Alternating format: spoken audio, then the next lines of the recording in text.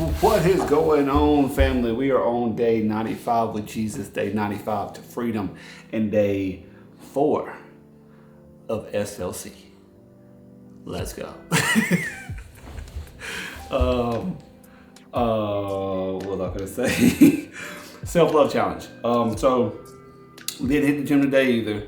I ain't gonna lie. Just the morning's kind of getting away from me. You know what I'm saying? 1:30 in the morning is not that easy. You know what I'm saying? But it ain't that hard either. But it's just adjusting. You know. But we will be hitting the gym tomorrow. We'll be training, probably boxing with Pop. I might record some of that. I don't know. It really just depends. And I might hit a session in the morning as well, just to, I don't know, man. Sometimes I get these little spurs where I'm like, all right, let's double it up, you know. But I know that wasn't a requirement. It's just something I might do for myself. But we will be hitting the gym tomorrow for sure, and we will be hitting the gym or hitting a run Sunday. It's either one or the other. We're going to do on that, and that'll be my 5 days for this week. Of course, holding myself accountable, making sure I'm knocking this one out.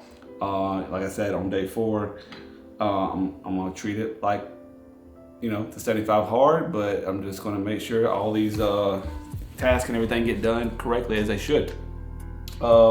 So we're reading again, of course, out of the book of Matthew, which we have a couple things to go over as far as the book of Matthew. Let me see. We were on 9, and now we're on Matthew 10.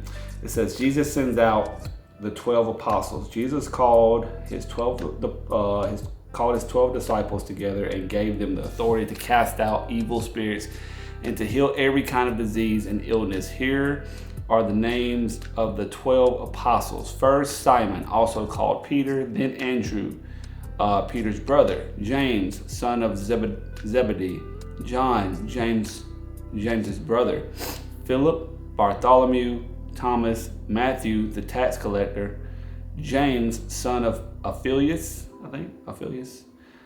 Thaddeus, Simon the Zealot, Judas Iscariot, who later betrayed him, Matthew the tax collector.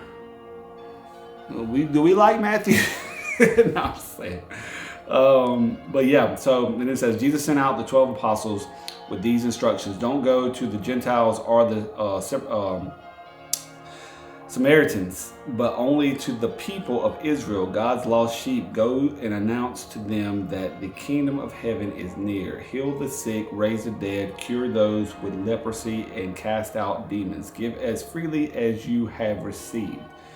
Don't take any money in your money belts, no gold, silver, or even copper coins. Don't carry a traveler's bag with a change of clothes and sandals or even a walking stick. Don't hesitate to accept hospitality, because those who work deserve to be fed. Whenever you enter a city or a village, search for a worthy person and stay in his home until you leave town. When you enter the home, give it your blessing. If it turns out to be a worthy home, let your blessing stand.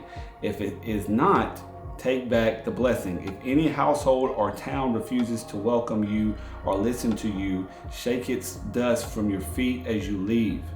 I tell you the truth, the wicked cities of Sodom and Gomorrah. Man, these words, bro. Will be better off than such a town on the judgment day. Look, I am sending you out as a sheep among wolves. So be as shrewd as snakes and harmless as doves. But beware, for you will be handed over to the courts and will be flogged with whips in the synagogue. You will stand trial before governors and kings because you are my followers. But this will be your opportunity to tell the rulers and other unbelievers about me. When you are arrested, don't worry about how to respond or what to say. God will give you the right words at the right time, for it is not you who will be speaking. It will be the Spirit of your Father speaking through you. A brother will betray his brother to the death. A father will betray his own child, and children will rebel against their parents, cause them to be killed. And all nations will hate you because you are my followers, but everyone who endures the end will be saved. When you are persecuted in one town, flee to the next. I'll tell you the truth. The Son of Man will return before you have reached all the towns of Israel. Students are not greater than the teacher, and slaves are not greater than their master. Students are to be like their teacher, and slaves are to be like their master. And since I, the master of the household, have been called the prince of demons, the members of my household will be called by even worse names. But don't be afraid of those who threaten you, for the time is coming when everything that is covered will be revealed, and all that is secret will be made known to all. What I tell you now in the darkness, shout abroad when daybreak comes. What I whisper in your ear, shout from the housetops for all to hear. Don't be afraid of those who want to kill your body. They cannot touch your soul. Fear only God, who can destroy both soul and body in hell. What is the price of 2 sparrows? 1 copper coin. But not a single sparrow can fall to the ground without your Father knowing it. And the very hairs on your head are all numbered. So don't be afraid. You are more valuable to God than a whole flock of sparrows.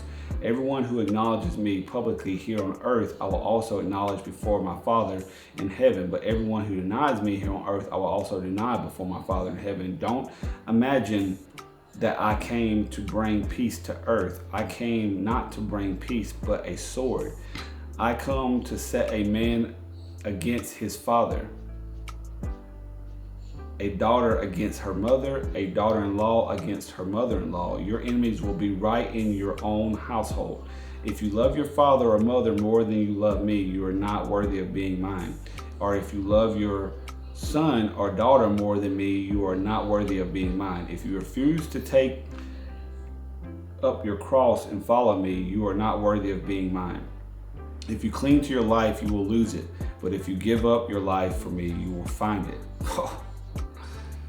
Anyone who receives you receives me, and anyone who receives me receives the Father who sent me. If you receive a prophet as one who speaks for God, you will be given the same reward as a prophet.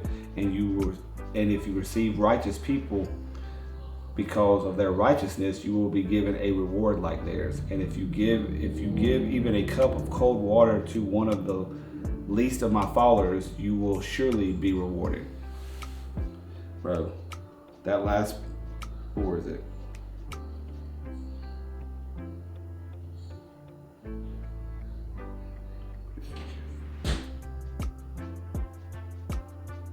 If you cling to your life, you will lose it. But if you give up your life for me, you will find it.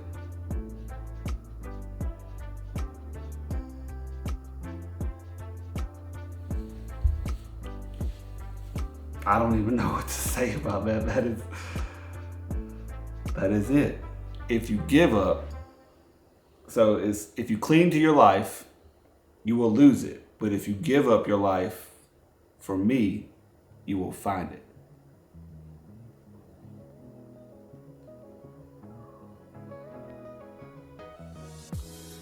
What was that song that said, I think there's value or there's love in the house of the Lord? I think that's what he's saying, I'm not sure.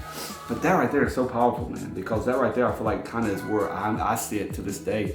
It's like, fighting for peace, fighting for anxiety, fighting for understanding, fighting for things to just ease and back off, and you just to be able to like breathe. Whenever you're chasing all these things in life, from the fact of like going to a job that you might not really like to go to, being in a relationship that you really might not like to be in, or you're single, or you don't even have to work, and you got it made. It's not even about the fact of even needing money, having it made, but still feeling lost, alone, bothered, upset, and just down and out. There is life in the Lord. There is peace in the Lord. There is love in the Lord. There's understanding in the Lord. There is so much that we go through as humans and as people that is provided in the book, the Bible, of course, and in Him, in trusting Him. I do not, I repeat, I do not have it figured out. I don't have it figured out. And I don't even know if I ever will have it figured out. But the thing that gets me the most is I'm trying to figure it out, but I'm also trusting in God. And every single day that I wake up, there's going to be times where I'm going to question, I'm going to think that it's all falling apart. I'm going to think it's all not working out. I'm not going to be hearing God. I get it. There's going to be times where I'm going to struggle there. I already know. But there's going to be times where I'm redirected right back to why I should always trust Him no matter what. And I'm pretty sure one day that's going to break free to the point where it's always going to be, I'm going to trust Him no matter what. I'm not going to think twice. So I'm getting there. I'm building the foundation. I'm molding the foundation. Whatever you want to call it, I'm getting there. I'm trying to get there. That's the thing. I'm trying to get there, and I'm going to get there. And I know I'm getting there. I'm going to get there.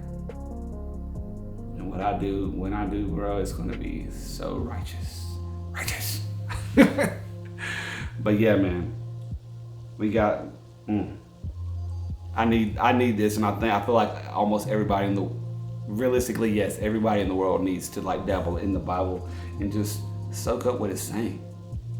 Because it's saying like there's anything that you're dealing with, or anything you're going through, or anything in this world is going to be in here of understanding. There's going to be understanding in here. Anything.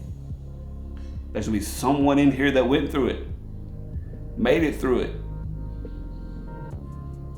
and shared it. And the thing is, in most is you would never think it, but they went through so many things that we went through. Jesus didn't call the qualified. He called the broken. He wanted the broken people. He wanted the people dealing with lust, dealing with addiction, dealing with depression, anxiety, greed. He wanted those people. Why? So He could break them and remold them into the people that He knew they was capable of being, just like you and me. Let Him break you down, because truth be told, it's meant to be broken apart and remolded into the person that you were supposed to be. And you already know what it is. It's peace, it's love, and it's happiness. Big faith.